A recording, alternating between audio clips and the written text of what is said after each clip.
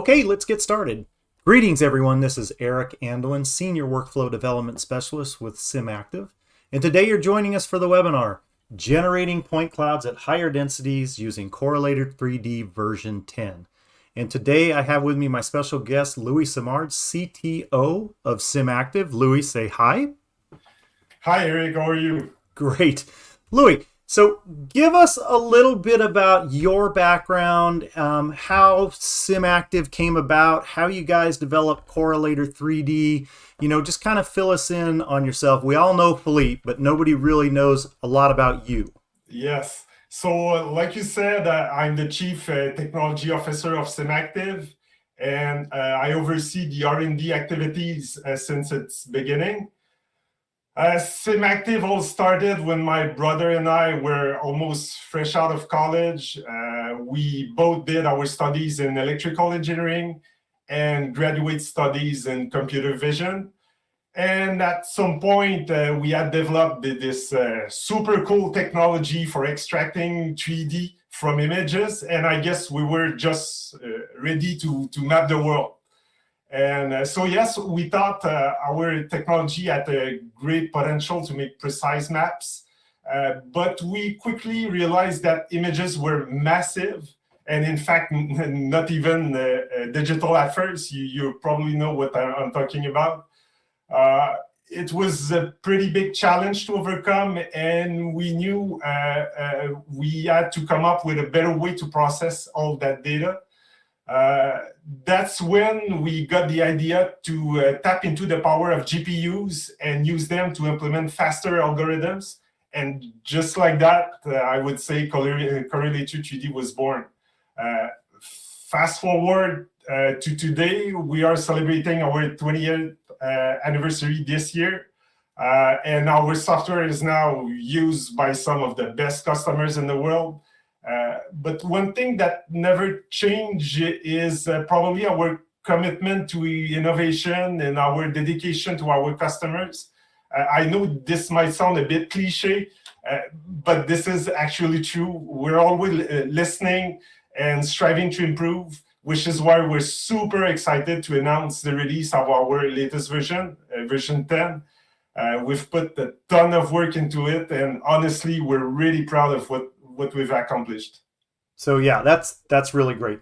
So let's talk a little bit about what's coming in version 10, what's available in version 10 for our customers, and the topics that we're going to cover today quickly using our new redesigned user interface, including light and dark modes and some other graphical touch-ups, increasing the densities of point clouds with some of the algorithms that we've rewritten, adding oblique imagery to improve results, colorizing photogrammetric point clouds, doing that automatically, and then filtering out points with lower accuracies. Those are some really cool new features, and let's get right into the user interface.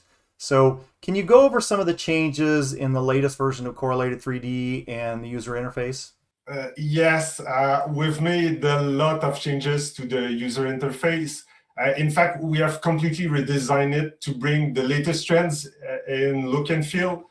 And we're really excited about how it finally turned out.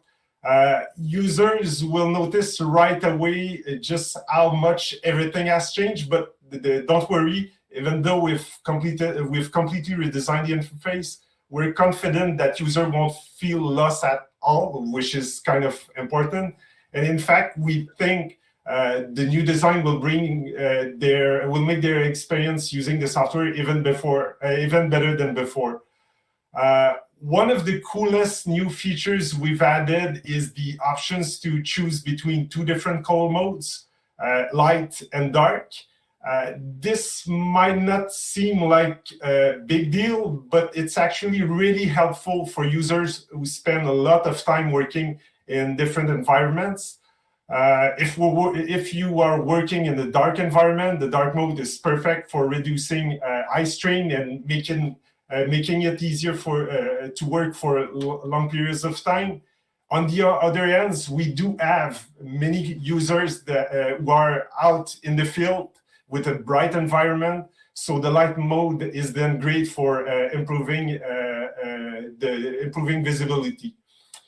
It just make it easier to see what you're working on. And of course, the software can also adapt to the mode currently used by Windows. So it's easy to switch back and forth depending on your needs. Yeah, and for some of our users, especially on the drone side, who may not, be 30 years into the profession, but back when we used to do this in stereo, we all worked in dark rooms because we didn't need the light. Maybe we weren't using monitors, and since we weren't using monitors, we're using stereo devices. We had to have They dark. do.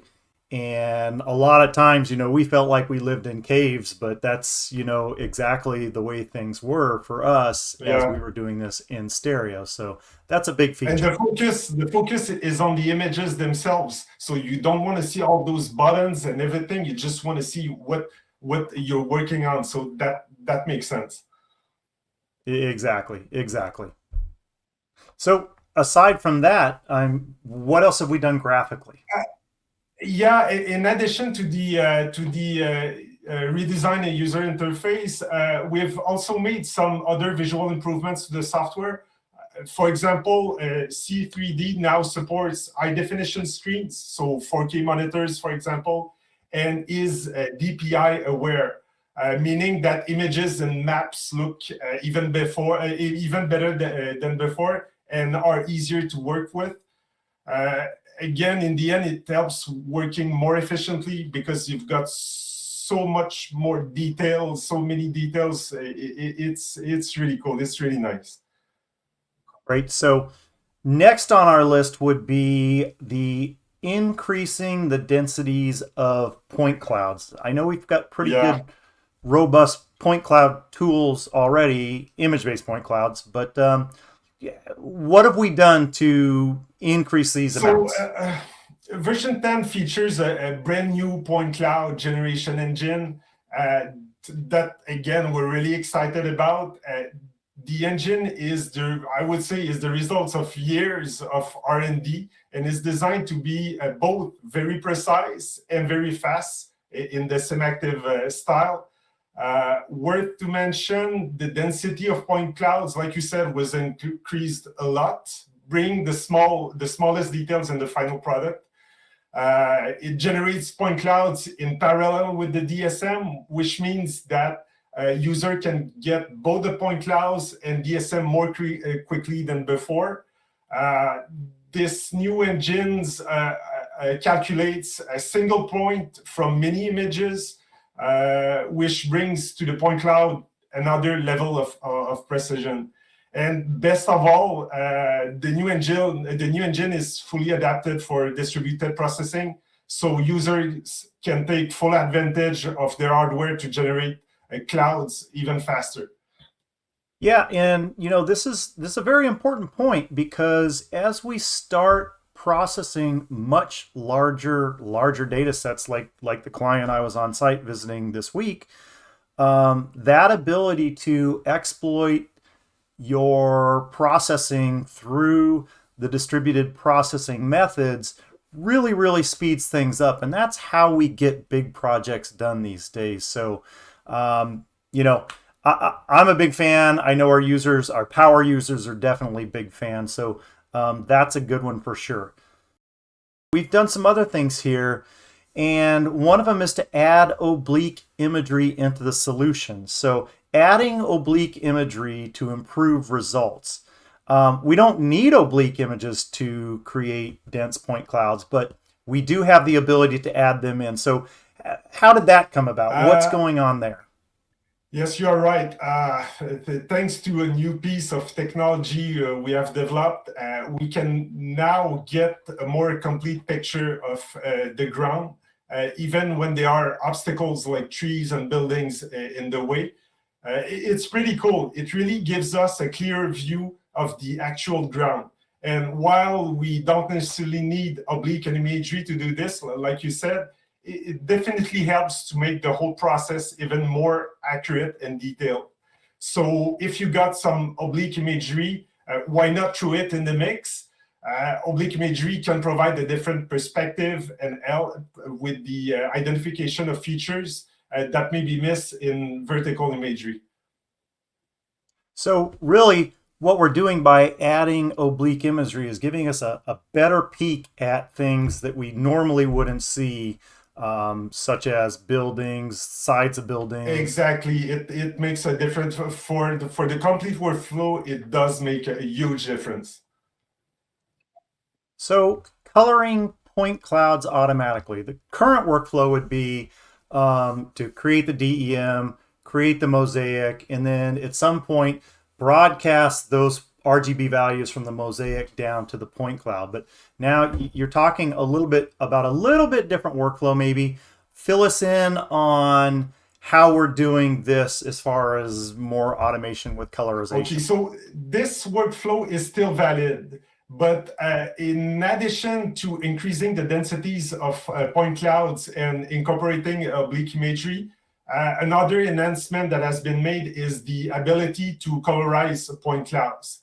This means that in addition to the XYZ data, point clouds can now can also include RGB color data, which can provide visual context and help with the analysis. I would say that the results are truly impressive. Eric, it's definitely a good sign when even the developers themselves are impressed with the results they are getting. It's always great when the technology exceeds our own expectations. So it sure delivers results that are beyond what was initially anticipated. So this is really going to come in handy for those folks. If folks missed it, I just did a webinar with one of our customers, and one of the big things that they're doing is creating digital twins. And our software is the input to all this information. So they input all this information into their platform, which is AI driven. The AI software now not only can use the shape to identify a feature, but you could also use the AI to recognize colors, recognize signs, and by having a denser point cloud from oblique imagery as well, it really gives the end user that opportunity to exploit that information. One example we had is for a specific project, we were able to distinguish, there was a road sign, and with the colorized point cloud, not only we were able to see the shape of the road sign, but we were able to see what was the speed limit just using the color.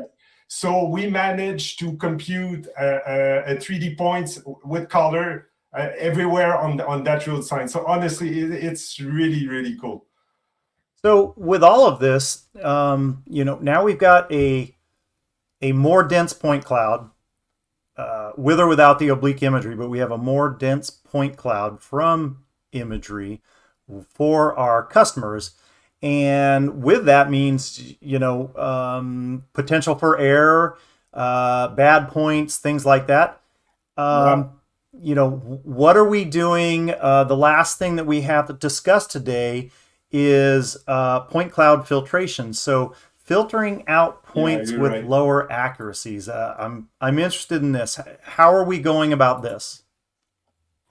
We have a new filtering tool that enables user to filter a point cloud based on the number of observations assigned to each point during the generation itself. This allows user to focus on specific areas of interest within the point cloud with greater precision and accuracy. So by eliminating points that do not necessarily meet that criteria, so it's extremely easy to use. You just click on the points you want to keep, and then apply the filter. And this is particularly important when you do surveying and mapping, where even small errors can have a significant impacts on the final results.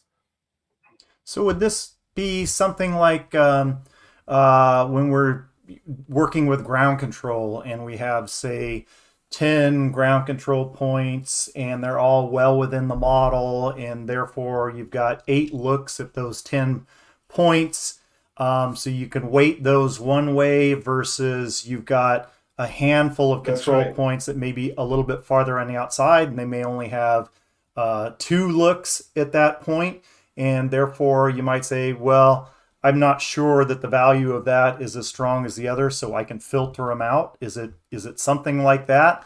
I I don't know. You tell me. Yeah, and I would say one of the big advantages is that most of the tools that use a similar technique, what they do is you right at the beginning of the process, you're asked for the number of observation you want to have for a specific point. We don't do it that way. What we do is that we generate as many points as possible from as many observations as possible. And afterward, you use that filtering tool to decide what you want. And since it takes only a few seconds to filter a point cloud, you can really see in real time, if I remove points with only 2 observations, what happens? What am I losing? And if I remove points with 6 observations, what's happening? So that's why it's really intuitive. You just click on the number of observation you want to keep. Once you're happy with your point clouds, you just click process, and within a couple of seconds, you've got your new filtered point cloud.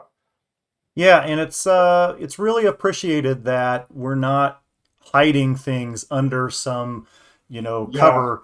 We're not a black box in what we do. yeah. We keep it simple, but yet we're still not a black It's box. really up to the user to decide what they want. And that's how we've been designing most of our modules. It's like we don't like black boxes. I keep saying that nice is good, but precise is even better.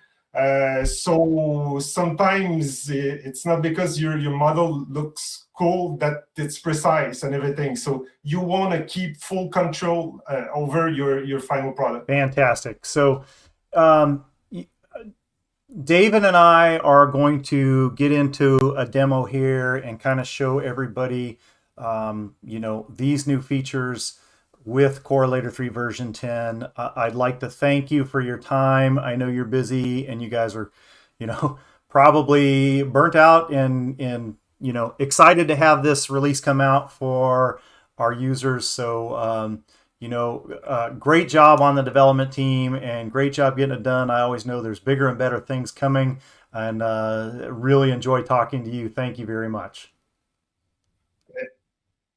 And Eric, I want to take the opportunity to just give a big shout out to the amazing developers behind Correlator3D. Alexandre, François, Anthony, Damien, they've been working really hard on this new version, especially version 10. But honestly, it was worth the effort. It's really amazing. You know what? Again, thank you, Louis, for your time. I know you're a busy Thank you, Eric. person. I appreciate your joining us. Thank you, Eric.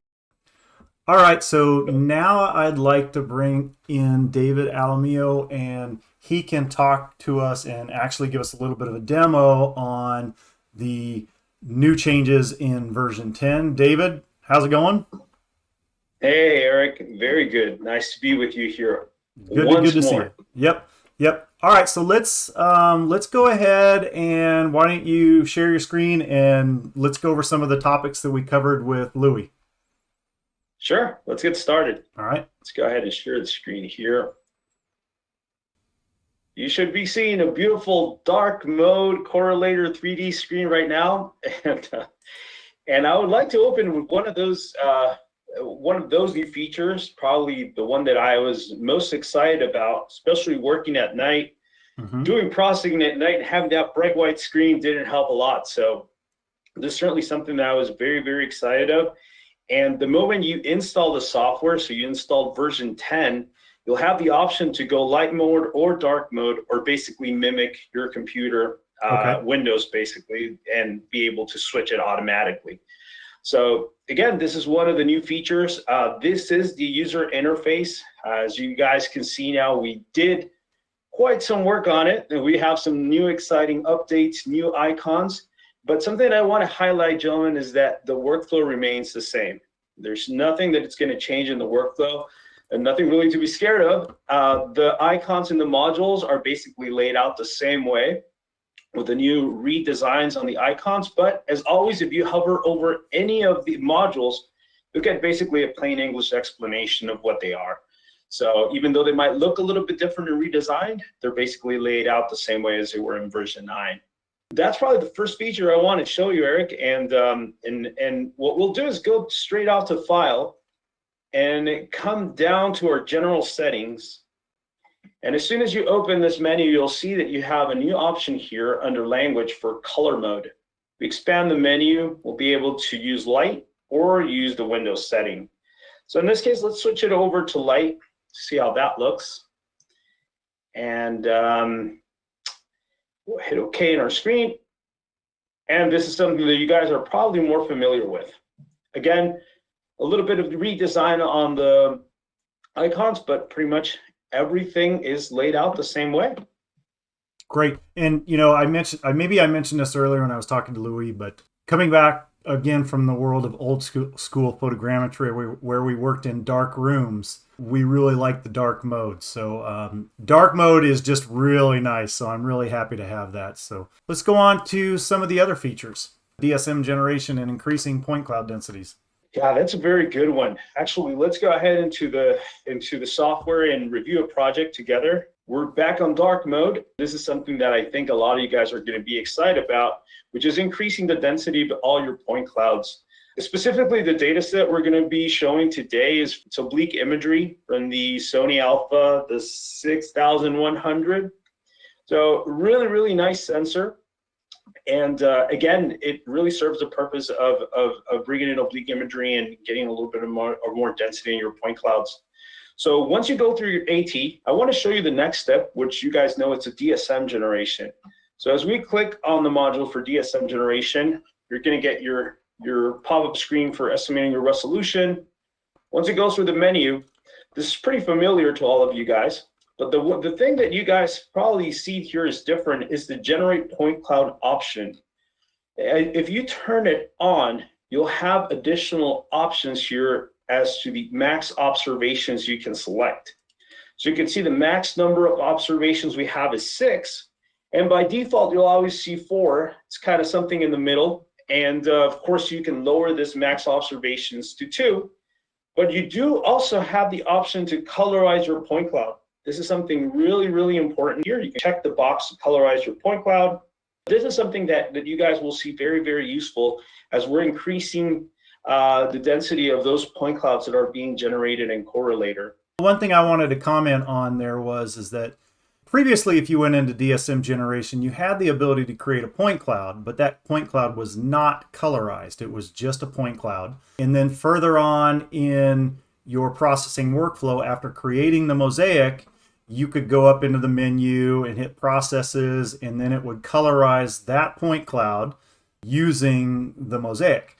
Now, correct, what's happening is when it goes to generate that point cloud in this window, it's actually going to take all the imagery and color balance the imagery as part of the process to create that colorized point cloud even before you get into the mosaicing step. So that's a really nice feature for people who want that point cloud more than anything, so they don't have to wait through all the steps to get to that. So that's a great add, I think. Absolutely. And I was going to say the other feature in there, the number of observations, that's going to come in really handy when we start talking about 3D models. And if you think about it, I mean, Correlator3D has always been a photogrammetry software. Our goal has always been to create the best nadir products that are out there. But we also have plenty of customers who are looking for that modeling capability. And to do that, you want to employ oblique imagery where you can, because it'll help you grab, sides of buildings and things like that. And these observations are those extra touches onto that data set to get that information. So we'll go over that again as well further on in the process. So tell us a little bit about how adding the oblique imagery is improving things for us. So a little bit of what we did is, again, plays into the sensor we're using and the imagery that was collected. Just to give you guys a quick glimpse of the imagery, I'm going to highlight a couple of the images here, of course, over the area, so you guys can get a good idea of the oblique nature of the images and how these were used in order to generate the point cloud and the 3D model that we're going to show you today. So again, very good imagery. The sensors, again, one of the best in the industry. And of course, some of you guys might have oblique imagery for different sensors. Of course, this will work as well. So just giving you guys a quick glimpse, but let's dive directly into the point cloud that was generated. So going back to the workflow, we generated our DSM. We checked the box to generate that point cloud at the stage. And the observations I'm using is 6. So I went all the way up to 6 observations. And what we're going to do now is swap the view. So we're going to go here to the top bar, swap 2D to 3D view. It's just, for me, it was night and day the first time I saw it. It was just so much better. And even then, one of the things that I've noticed was that moving, of course, this file into other platforms, one that you guys might be familiar or have heard about is Cesium. How easy it is for me to share now this point cloud and be able to display it on other platforms that are probably optimized for my web browser. And something that we did was basically, I'll show you guys the workflow, is now that we have our point cloud generated, go to File, share your results. And that will definitely allow you to go through the different Cesium profiles. So if you guys don't have your profile set up, go to Cesium, set it up. And then basically it's a token that you guys provision into Correlator. And you have the ability to even select your DM, Mosaic, point cloud, 3D model directly into Cesium. But I just want to show you a quick glimpse of how that would look once it processes. Here we go. That's basically the same point cloud here we're seeing on Cesium. And you guys can obviously see it's very easy to share. There's a shareable link. And I think you actually shared some with me today, Eric, which I was seeing your processing looked amazing as well. So you have a very nice project in your hands. But again, very neat tool, very easy to use. And the point cloud looks amazing from my perspective. Let's get back to where we were talking about two updates in V10. We've already talked about the colorizing of the point clouds. You showed a little bit about the filtering. Can you show a little bit more of that? Sure, absolutely. Let's get into it. And something that you mentioned earlier was how much the software has advanced in giving you these tools and how easy they are to interact with the customer. You mentioned processes before, how we have to go into the point cloud colorization as a second step. Now you have another option here, which is called point cloud filtering. So as we go into this specific tool, you'll see that let me move this to the side a little bit so you guys can better glance. You have all your number of observations, you have the specific checkbox, and you have a color ramp here to tell you exactly what observations are on that map. So as we start unclicking those observations, you see that we go all the way down to 2, move it up a notch, 3, 4, 5, 6, the way I process it. So I can simply disable any of these observations that we have on the checkboxes and process, and then we'll process basically a new file for you guys, which of course you can save it and have it as a new point cloud. But this is a nice tool. It's embedded now in Correlator. So yep, and that leads to what we're going to talk about next a little bit is the modeling. Where you have 6 observations, you're going to have better modeling capability than where you have 2. So show a little bit of that. Our modeling tool has really been updated. It's great. During this testing phase, we were sharing a screenshot of the software. We were so excited. Let's go ahead and we're going to turn on our 3D model here. We're going to go ahead and swap to the 2D, 3D view again. And here we go, guys. So again, just outstanding the level of detail that of course there is in the new version. And again, it's something that was done under 6 observations, as you mentioned, and the processing time was not really altered. Something that were really famous in Correlators for how fast we process data. And this has not changed with the new version.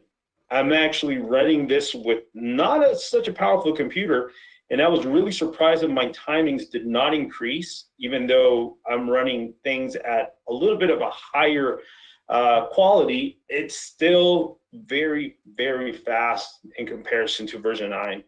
So it's Yeah, definitely something that you guys will be able to try out. I was going to say the other thing I'd like to say is that this data set is from an unedited DSM. So, there was a DSM created, point cloud created, there wasn't any editing going on in the background to refine it even more, which you certainly could. This is right out of the box, the type of results we're getting, which it varies a lot, and it depends on the degree of off nadir that those oblique images are, whether it was a lawnmower pattern or a grid pattern. All those are things that will affect your modeling capability.